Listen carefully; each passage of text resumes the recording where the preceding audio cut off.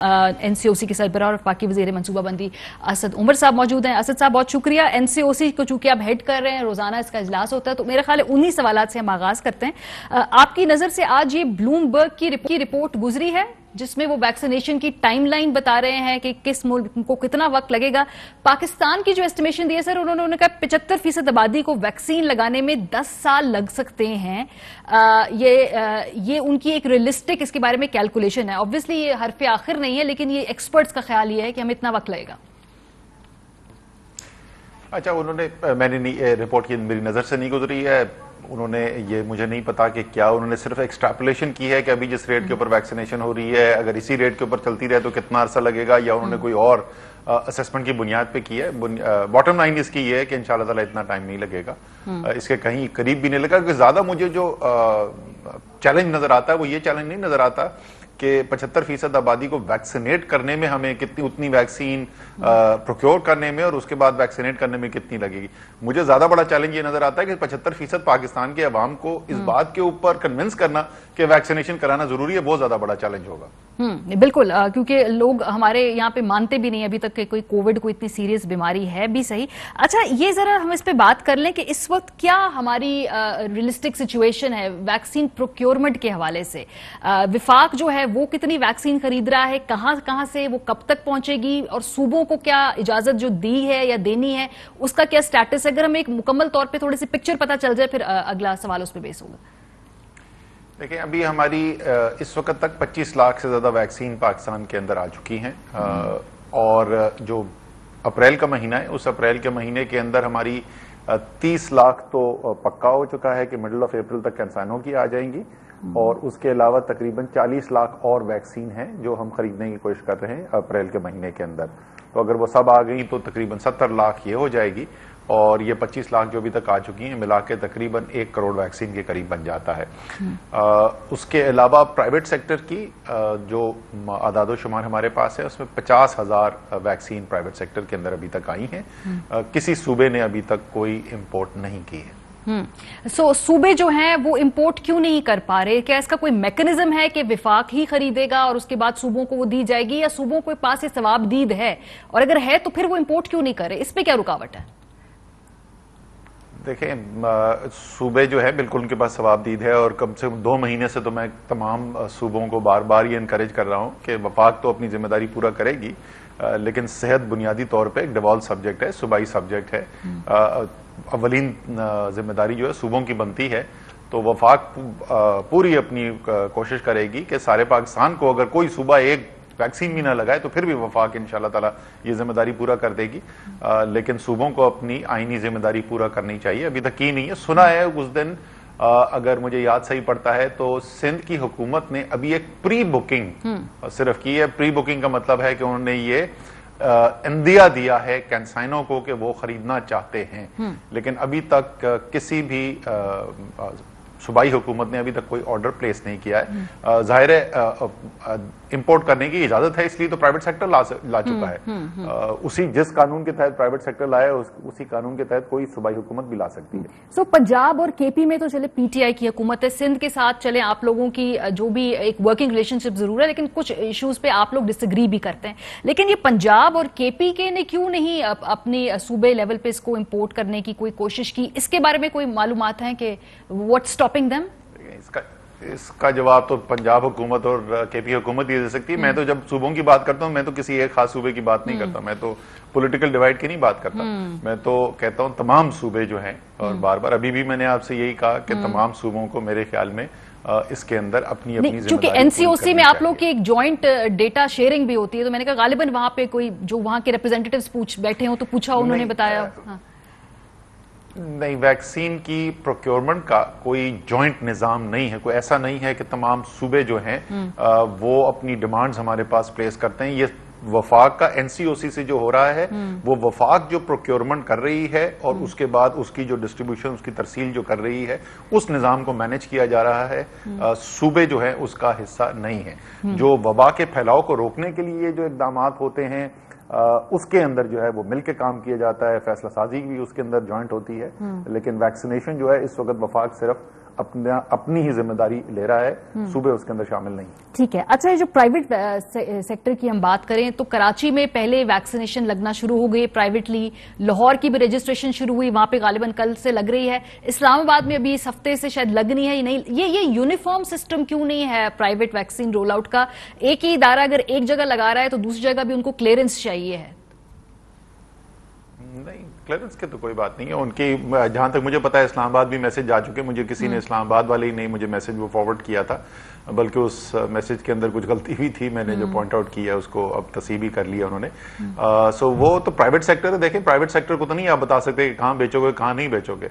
अगर वो सारे का सारा जो इम्पोर्ट करें वो सब एक ही शहर में भी बेचना चाहें तो ये तो उनकी मर्जी है, उनकी सवाबदीद है, वो कोई हुकूमत तो नहीं है जिनके पास जिस तरीके से हम डिवाइड करते हैं, हम बाकायदा हालांकि वफाक मंगवा रही है, हम किसी को भी दे सकते हैं, लेकिन हम तमाम सूबों का बराबर शेयर बनाते हैं, रजिस्ट्रेशन देखते हैं और उसके लिहाज से करते हैं, ताकि क्योंकि एक हमारी एक जिम्मेदारी है, एक आईनी जिम्मेदारी है कि हमने तमाम सूबों को बराबर का ट्रीट करना है, तमाम शहरों को एक ही नजर से देखना है। लेकिन प्राइवेट सेक्टर पे तो वो बंदिश नहीं है। क्योंकि मेरी बात हुई थी तो उन्होंने कहा कि इस्लामाबाद में भी कुछ चेक्स हैं वो करने हैं, लाहौर में हमें गो अहेड दे दिया गया है, बहरहाल इंतजामी उमूर है। इसके अलावा ऐसी वीडियोज भी सर सामने मंजर आम पे आई, हमने तारिक बशीर चीमा साहब के हवाले से वीडियो देखी, फिर इसके अलावा ये जो बासर अफराद हैं, आपने कोई इस पे तहकीकात या कोई इसके अंदर देखा जा रहा है कि ये कैसे क्यू को जंप करके आगे वैक्सीन लगवा सकते हैं, खासतौर पर जब बहुत ज्यादा मुस्तहिक लोग मौजूद हैं जिनको जरूरत है वाकई इस वैक्सीन की ज्यादा? हमारी ये एक हमारी माशरे की बीमारी है। पाकिस्तान का जो ताकतवर तबका है ना, वो समझता है, मैं बार बार यही बात दोहराता हूं, पाकिस्तान के ताकतवर तबके के दिमाग के अंदर सबसे ऊपर वो हैं, उसके बाद कानून है और उसके बाद पाकिस्तान के अवाम है। यानी पाकिस्तान के अवाम जो है वो कानून के ताबे हैं और कानून जो है वो पाकिस्तान के ताकतवर अफराद के ताबे है।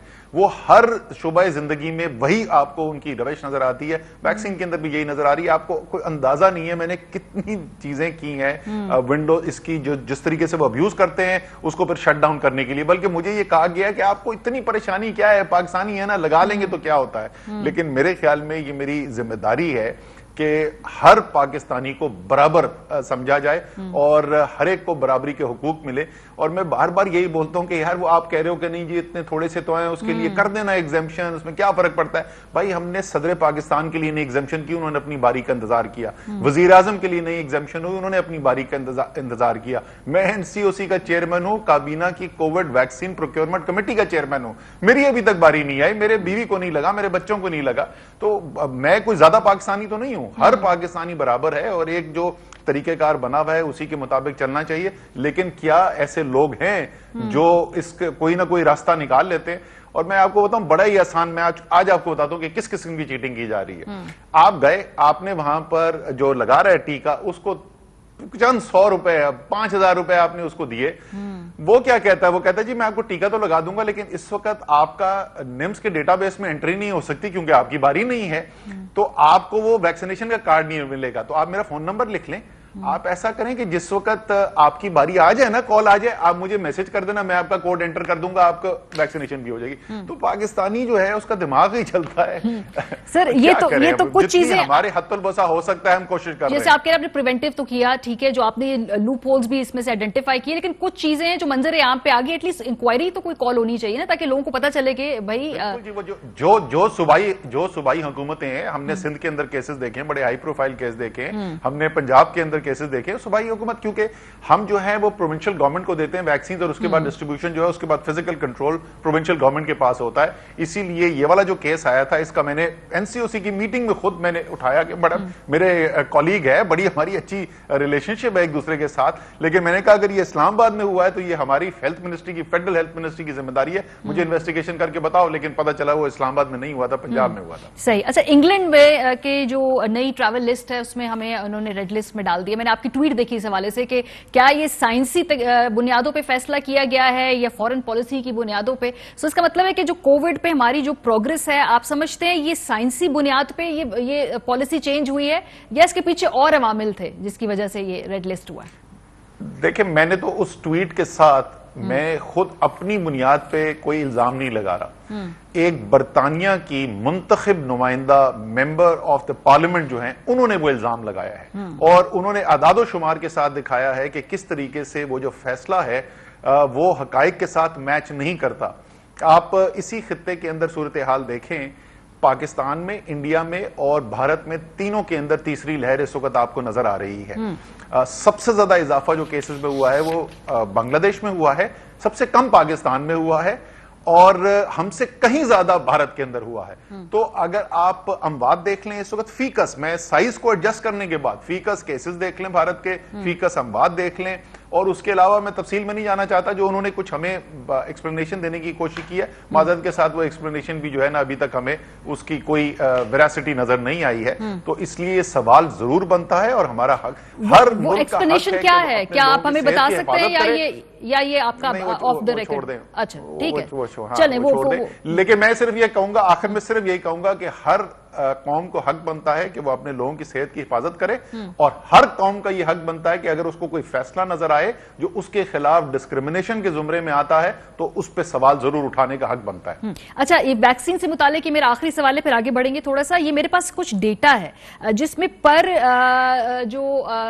के 1000 लोगों में से कितनी को वैक्सीन लगाई है उस मुल्क ने, उसके बारे में डेटा है। उसमें नेपाल सबसे ज्यादा है, 55 लोग हर 1000 में से 55 बंदे को उन्होंने लगाई है।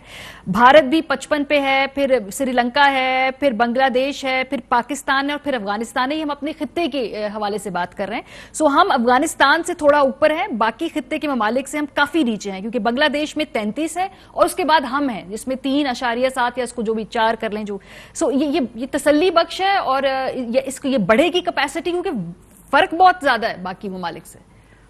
जी, वो कैपेसिटी तो ये आप देखते रहिएगा, ये इंशाल्लाह ताला ये टेम्परेरी फिनोमेना, उसकी वजह जो बड़ी सादा सी वजह है। देखें हुआ क्या कि दुनिया के अंदर बड़े वैक्सीन मैन्युफैक्चरिंग सेंटर्स जो है उसमें अमेरिका एक बड़ा सेंटर है, लेकिन अमेरिका बहुत बड़ा मुल्क भी है और वो तो अपनी वैक्सीन जो है वो सिर्फ अपने इस्तेमाल के लिए, और बड़ी तेजी से अमेरिका के अंदर वैक्सीनेशन हो रही है। जिस वक्त अमेरिका में वैक्सीनेशन मुकम्मल हो गई तो एकदम से आप देखेंगे सूरत हाल बदलते हुए बहुत सारी वैक्सीन अवेलेबल हो जाएगी।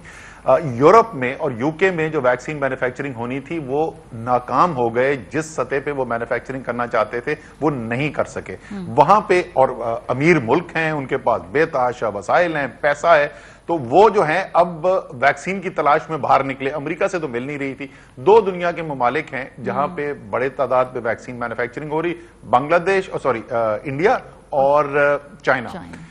इंडिया और तो उन लोगों ने वैक्सीन जो है मार्केट से उठानी शुरू कर दी।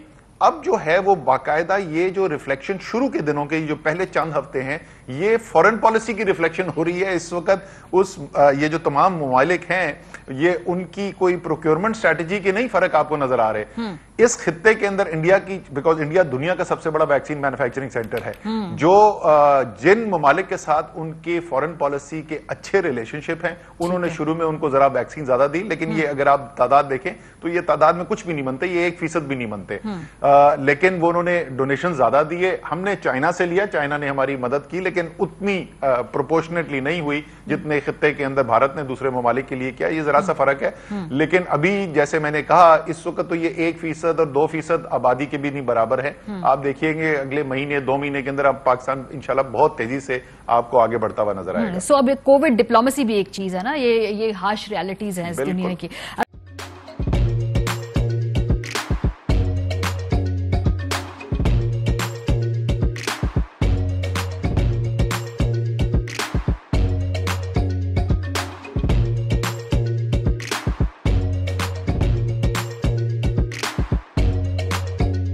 Instead of saving up for a new toy or a trip to Disney World, a 70-year-old بدلاً من توفير لعبة جديدة 来自阿拉巴马州的一名7岁女孩没有花 एक नए खिलौने या डिज्नी वर्ल्ड की यात्रा के लिए बचत करने के बजाय Alabama Anstatt für ein neues Spielzeug oder eine Reise nach Disney World zu sparen, hat En stade für un eus pielze ODN reis nach Disney World zus par an.